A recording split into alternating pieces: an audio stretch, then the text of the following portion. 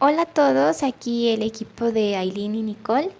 Pues bien, como todos ya saben, la Divina Comedia narra el viaje del mismo Dante, comenzando en el infierno hasta llegar al Empíreo, que es la parte más alta del paraíso. A lo largo de su ascensión, el poeta será ayudado por varios personajes, entre los que se distinguen dos guías. Primero tenemos a Virgilio, poeta que encarna el conocimiento científico, y después a Beatriz, representante de la fe. Durante su recorrido, Dante entrevista a diversos e importantes personajes de la historia, sobre todo actores políticos, pensadores y artistas. Sin duda alguna, una obra llena de contenido mitológico y metafórico.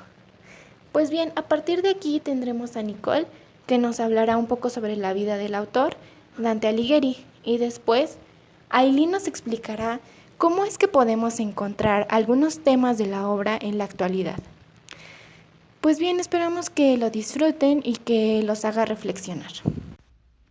Como menciona mi compañera, yo soy Nicole y me toca abordar el tema de datos curiosos que no sabíamos de Dante Alighieri y algunos también muy puntuales sobre la obra. Sabemos que originalmente el poema se llamó comedia, ya que así se designaba a las obras con finales felices, como oposición al concepto clásico de la tragedia. Pero cuando Giovanni Boccaccio recibió el encargo de escribir sobre la obra, la llamó Divina Comedia para evidenciar la centralidad de los valores cristianos, que aparecen muy marcados en el simbolismo asociado a los números. En este caso se emplea el número 3, que representa la Santa Trinidad. El 4, que viene a dejar patente la existencia de los cuatro elementos naturales, que son el fuego, la tierra, el agua y el aire. El 7, que establece los pecados capitales. También el hecho de que cada parte cuente con 33 cantos no es algo aleatorio. Fue establecido por el escritor como un simbolismo hacia el número 33, ya que son las vértebras de la columna vertebral del cuerpo humano. 33 son los años con los que murió Jesucristo y 33 son los grados masónicos. Siguiendo con las formalidades, sabemos que algo muy singular de la obra es que todas y cada una de las cánticas concluyen con la palabra estrellas. En cuanto a la historia, encontramos que el verdadero hecho que movió a Dante para escribir la Divina Comedia fue la muerte de Beatriz Portinari en 1290, a sus 24 años. Ella es uno de los personajes que aparecen en este libro, pero que existió. Dante la conoció en una fiesta mientras tenía 9 años. No supo nada de ella hasta 9 años después, cuando ésta ya se encontraba casada. Podemos resaltar que Dante, al inicio de su vida como escritor, vendía sus libros en las boticas, las cuales eran negocios más o menos equivalentes a las farmacias de la actualidad, en donde se vendían medicamentos naturales. Era un lugar poco usual para la venta de obras literarias, pero así se dio inicio a la popularidad de sus escrituras. También retomamos que tuvo una formación teórica y práctica de la medicina, que lo llevó por lo menos a tener una experiencia clínica durante algún periodo de su vida, que explicaría sus profundos conocimientos médicos y sus descripciones semiológicas impecables que han quedado plasmadas en la Divina Comedia y en el resto de sus obras. Estudió medicina en Bolonia, se puede corroborar hasta cierto punto en el año 1295, ya que decide ingresar a la política de su ciudad natal. Por una ley promulgada en 1282, los aspirantes a participar en el gobierno debían pertenecer a uno de los 7 gremios de las grandes artes. El primer gremio era de jueces y notarios, el segundo de mercaderes, el tercero de acuñadores de moneda, el cuarto de comerciantes en lanas, el quinto de mercaderes de seda, el sexto de médicos y apotecarios y el séptimo de peleteros. Dante ingresó como miembro de los médicos y apotecarios. La mayoría de sus biógrafos le han restado importancia a este hecho, pues era al parecer un requisito nominal y los cupos se obtenían de manera fraudulenta. Sin embargo, desde el año 1292, como revela Napier en su Historia Florentina, se exigió una evaluación escrita y especializada de cada aspirante de acuerdo al gremio elegido. En el caso de los médicos y apotecarios, se hacía un examen teórico de los tratados clínicos conocidos como Hipócrates, Galeno, Dioscórides y algunos capítulos del canon de Avicena, fragmentos de las traducciones de Averroes y algunos textos provenientes de los profesores de la escuela de Salerno. Es decir, Dante logró pasar la evaluación especializada de su gremio, porque en realidad debió estudiar estos tratados en la Facultad de Medicina, pues un intelectual de ese tiempo conocía bien los aforismos hipocráticos y los resúmenes filosóficos de Galeno, pero los otros textos se salían del contexto de las de lecturas humanísticas. Se podría especular que Dante, debido a su genialidad y erudición, también pudo saber de estas temáticas, pero ello no es plausible, porque ellas pertenecían a saberes restringidos y especializados. Es como si un gran humanista erudito y contemporáneo, como lo fue por ejemplo el recién fallecido Humberto Eco, contestara con acierto a un examen de medicina interna y supiera las dosis e indicaciones clínicas de la digital en tratamiento de la insuficiencia cardíaca congestiva. Por último, hablaremos de su destierro. El desterrado murió en la ciudad de Ravenna, donde sus restos descansan en la iglesia de San Francisco de Asís. Sin embargo, los florentinos siempre lamentaron esa situación y ya en el siglo XIX decidieron construirle una tumba, que permanece vacía en la Basílica de Santa Cruz. En esta puede leerse la leyenda de Honrad al más alto poeta. Sus huesos estuvieron desaparecidos durante siglos. Mientras tanto, el artista Miguel Ángel fue uno de los que pidieron que los restos de Dante se llevaran a Florencia y fueran enterrados ahí. Incluso el Papa Leo X quiso que el poeta fuera enterrado en su propia ciudad. La presión de estos dos personajes y otros en Florencia hizo que los monjes de Ravenna tuvieran que enviar el ataúd donde estaba Dante. Sin embargo, lo enviaron vacío y escondieron los huesos de Dante en una pared de la iglesia. Esto no fue descubierto hasta el año 1865, cuando los trabajadores encontraron los huesos de Dante por accidente. En la tumba que habían preparado en Florencia no había nada, y los restos de Dante siempre estuvieron en Ravenna. Durante la Segunda Guerra Mundial, los huesos de Dante fueron movidos de sitio debido a los bombardeos. Así terminamos con los datos curiosos que pueden encontrar de esta obra y algunos que nos parecieron un tanto rebuscados e interesantes. Espero les agrade la parte posterior que va a retomar Aileen, porque es un enfoque más contemporáneo que nos va a atrapar muchísimo. Hola, aquí Aileen. ¿De qué forma ha prevalecido la Divina Comedia en nuestra sociedad? Esa es la pregunta con la que quisiera empezar a hablarles sobre productos que están basados en la trama escrita por Dante Alighieri.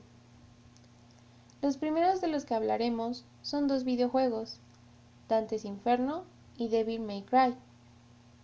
El primero, justo como su título nos lo indica, está basado en la primera parte de la Divina Comedia. En este juego se plantea igualmente un viaje, como en la obra original, pero no es espiritual, sino propiamente una aventura.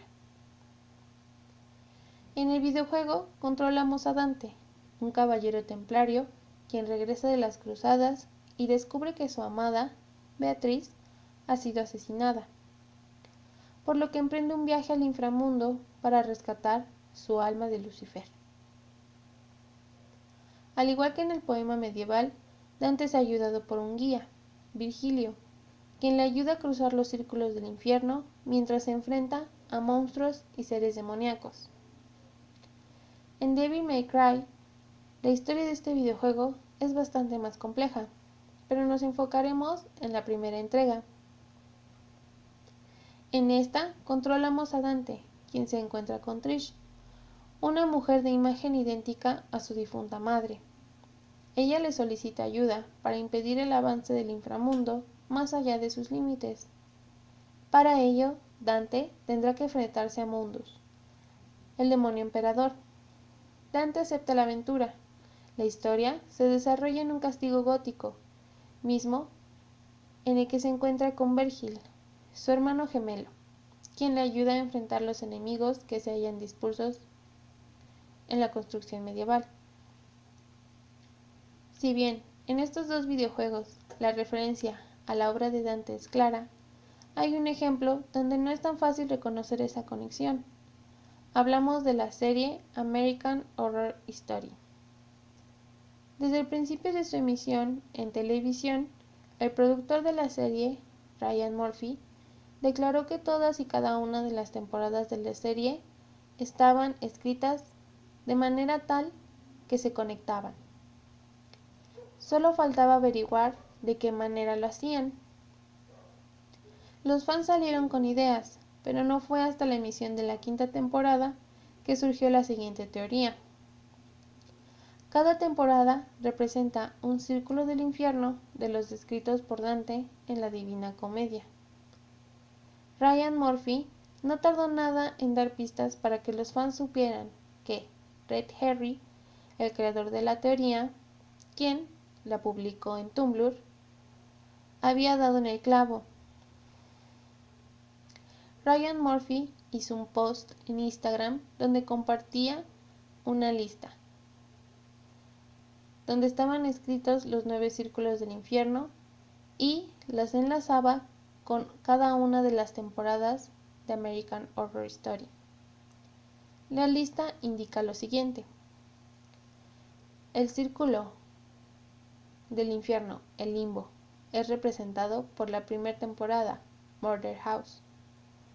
La quinta temporada, Hotel, corresponde al círculo de los golosos. El de los avariciosos corresponde a la cuarta temporada, Freak Show. Roanoke, sexta temporada, corresponde con el círculo de los iracundos. El círculo de la herejía es representado con la séptima temporada, Cult. La segunda temporada, Asylum, representa el círculo de los fraudulentos. Finalmente, el noveno círculo de los traicioneros es representado en la tercera temporada, Coven. A pesar de ya haber sido emitidas 8 temporadas, siendo la última Apocalypse, esta encaja con los dos círculos restantes, el de los violentos y de los lujuriosos, por lo que los fans han decidido esperar a que Ryan Murphy declare a cuál de los dos círculos corresponde. Ya hablamos brevemente sobre la obra de Dante y cómo ha sido readaptada en discursos modernos, pero habría que preguntarnos, ¿qué significó la obra de Alighieri para sus contemporáneos? ¿Qué significa actualmente para nosotros? La obra de Dante logró un resumen de todos los conocimientos acumulados desde la época clásica hasta la Edad Medieval, manifestando personajes y lugares que las personas de esa época conocían. Propone una nueva visión del infierno, del purgatorio y del paraíso, e incluso un nuevo concepto del amor y la relación con la amada. De hecho, la obra de Dante Alighieri inspiró una corriente lírica llamada Dolce Stil Novo, en la cual la mujer pasa a ser vista como un ser celeste. La importancia de la obra de Dante también radica en la lengua en la que la obra fue escrita, la lengua toscana. La expandió al recurrir a latinismos, provenzalismos y neologismos. Hoy en día, aun cuando la obra resulta ser parte del canon literario occidental, no es muy común conocer a alguien que en verdad haya leído la obra. Nuestra forma de acercamiento ha sido tangente, a través de representaciones, como las que hemos hablado en videojuegos, en series, películas o referencias diminutas que se han hecho, que tratan de recuperar aspectos básicos del tema y lo traen en nuestra realidad en un formato distinto. Por ello, invitamos a todos los que nos escuchan a que lean la Divina Comedia, a pesar de no conocer todos los personajes o los hechos históricos de la obra, pues sabemos que es un trabajo complejo. Dante Alighieri era una persona posicionada en su presente. Habló mucho de las condiciones políticas con las que estaba de acuerdo y con las que no. Habló de personas que conocía y de sujetos históricos trascendentes para su momento. Aún así, recomendamos que lo mejor es conocerla en primera fila, para poder comprender su trascendencia, quizá hasta idear una nueva adaptación y hallar todas las referencias que en nuestro mundo actual hay hacia la obra. Gracias por acompañarnos.